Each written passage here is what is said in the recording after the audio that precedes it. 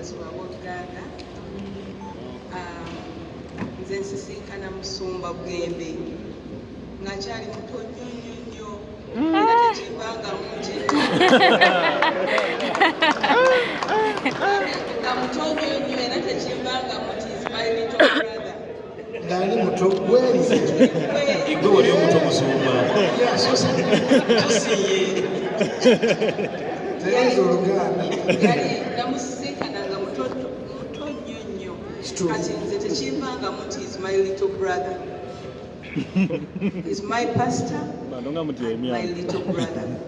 Kati oluyimba lwe namwagalirako yajja ku kyaki n'ayimba bampitanga lya yero nga nduyimba gye lutandikira paka gye lukoma bampitanga lya yero eryawire baalinzijako kubanga ke kasaati ke nalina mu bulamu nga ngenda okusoma kabeeramu nga ngenda okulima musanyu n'ennaku nga ke kankolaba n'okucakala nga yero kwensuula banange ne mwagala nga mbeera mwagala kati nalina ekyana kya sisita wange nga kijja okukyaleeka banaye nakyo nekimwagala nnyo kirenzi kati nga kisinaawo taata waakyo n'akigoba ewaffe n'akigamba toddayo nga kigamba nze njagala nnyo pasita Bugembe ne bwe ndifa nja sigala nga mulowooza kati nga ekigamba abeeka ne bakigamba tekiddayo kino ekyana kati kigenda kulokokera ewaabwe bambi ne batakiza waffe lwa pasita Bugembe.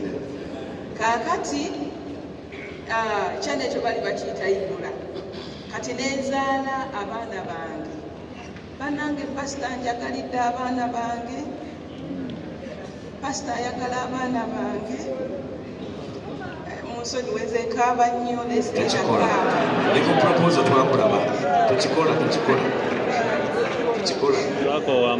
ayagala abaana bange baagala Musumba tize Musumba nsobola mukubira essimu nalwawo okunkwata naye abaana ayagala bawulize ki kye bagamba kati nempulira ebbanja ku mutima gwange neŋŋamba bw'alizaala abaana nange ngenda kwagala abaana be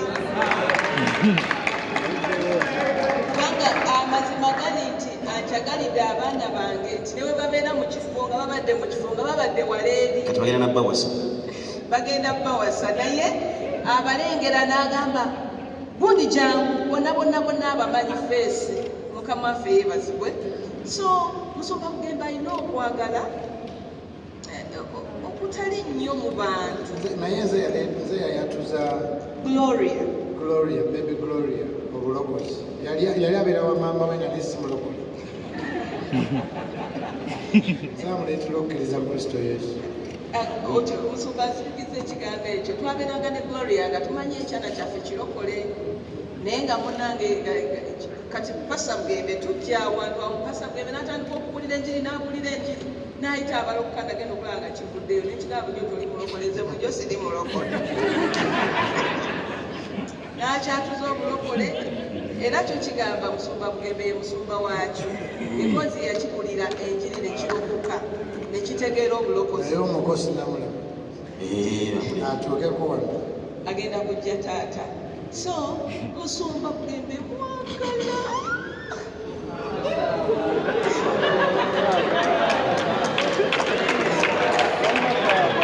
ate omuwala yamugaba walala yazaalibwa olaba Musumba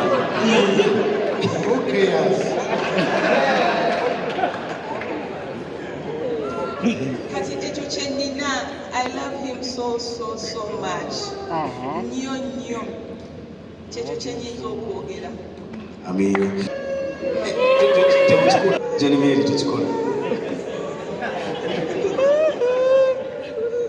abantu wali wano tebamanyi kayimbako wakyo abasinga Colifix okamanya akayimba gamanyi omanyi wensanyuka ennyo ntya ate nembeera nga so akola kintu kyakyonna kati now I'm in fear because I'm so happy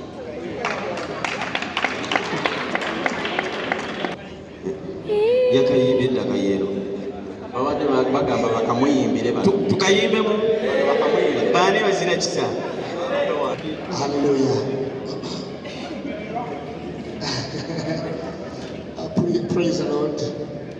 Hallelujah. It's an honor, a great honor on such a day to be seated on this panel, because I vividly remember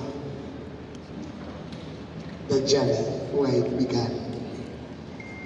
Emyaka mingi emabega twasomanga ne Pastor Wilson in the same class. Kati bino ebintu bijjukiraga yesterday. Sisobola kubiddamu byonna because abantu boogedde pastor, because that is who he is. And I don't want to say about the love and stuff, but to me, it is an honor on such a day to be seated here, celebrating my pastor. And it is more than the pastor I am celebrating. I'm celebrating a maker of heroes. He was made and he began to make at a tender age. Katonda yamukola naye n'atandika okukola abalala. Kati nze bwe ntula nzijukira ebigambo bye twawulira emyaka mingi emabega, when we were 13, when we were 12. Ndabye Apostle Alfred wali nzijukira our days in school when Pastor would gather us as young boys when we were still 7, 8, 9 in one room, and he was our breadwinner. No, I'm number, not years. He was our breadwinner, he was our papa, he was our daddy. We were the same age. Omachitegeeza okubeera nga gwe taata w'abakwenkana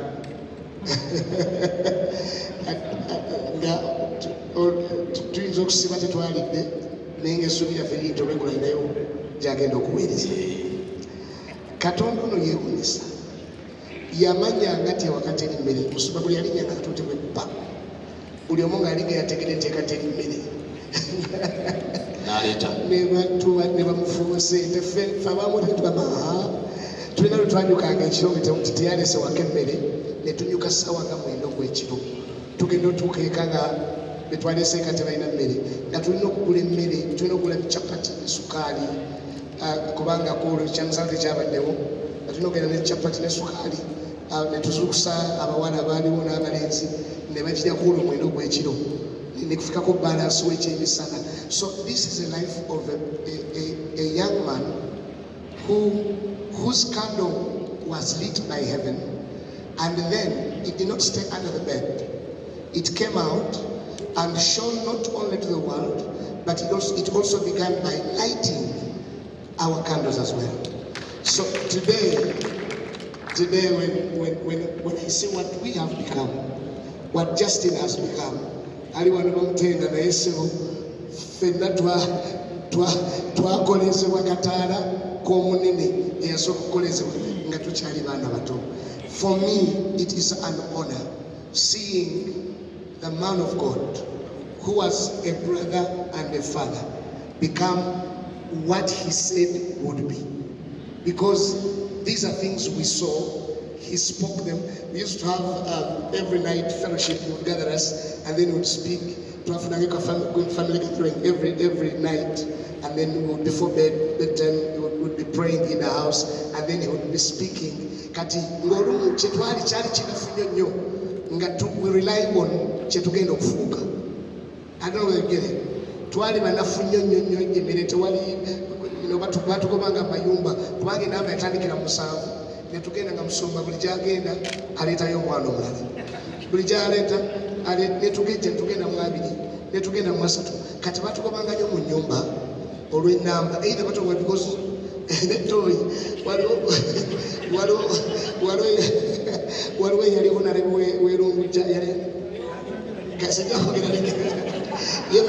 batugoba ne batuwa ensonga mu toileti ze abaana be bazijuza.